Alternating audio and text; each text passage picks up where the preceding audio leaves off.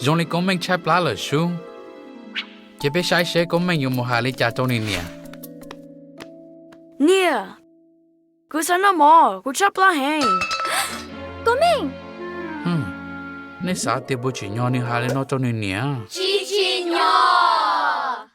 Chỉ con mình cho cả hai đùa. Theo tí dùng lòng sẽ rộng nó như hai lý trả cho nên nè.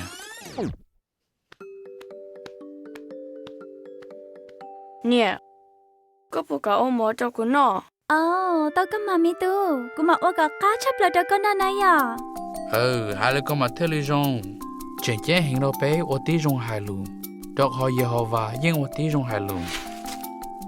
Con mình có yêu chủ ô tí dùng hai lý trả gì thế à? Ở châu à của nè. Dùng hành. Chọn dùng ô tí dùng hai lù theo ô lô cho. Thế nhọn dùng ô dễ họ và cho nữa.